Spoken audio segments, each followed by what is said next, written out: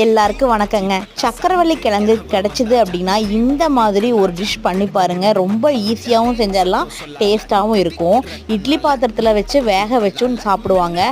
அதே மாதிரி செய்யாமல் இந்த மாதிரி டிஃப்ரெண்ட்டாக செஞ்சு பாருங்கள். ரவுண்டாக ஒரே ஷேப்பில் கட் பண்ணிவிட்டு ஒரு பாத்திரத்தில் எண்ணெய் ஊற்றி கடலைப்பருப்பு உளுந்தம்பருப்பு போட்டு தாளிச்சிட்டு வெங்காயம் அப்புறம் கருவேப்பிலை போட்டு நல்லா வதக்கிடணுங்க. வதங்கினதுக்கப்புறம் கட் பண்ணி வச்ச கிழங்கு போடலாங்க. இது தோலோடவே சேர்த்திக்கங்க, தோல் ரொம்ப சத்து மிக்கது. அப்புறம் வரமிளகாத்தூள், வீட்டில் அரைச்ச குழம்பு மிளகாத்தூள், அப்புறம் உப்பு. இது காரம் உங்களுக்கு தகுந்த மாதிரி சேர்த்திக்கங்க. இதுலேயே இனிப்பு சுவை இருக்கிறனால இனிப்பு காரம் கலந்து சூப்பராக இருக்குங்க. கொஞ்சோண்டு மட்டும் தண்ணி தொளிச்சு விட்டு மூடி வச்சு ஒரு 10 மினிட்ஸ் வேக வச்சிங்கன்னா சூப்பரான மிளகுடி கிழங்கு ரெடிங்க. இதை காஃபி கூட ஸ்நாக்ஸாகவும் சாப்பிட்லாம், சாப்பாட்டு கூட சைட் டிஷ்ஷாகவும் சாப்பிட்லாம்.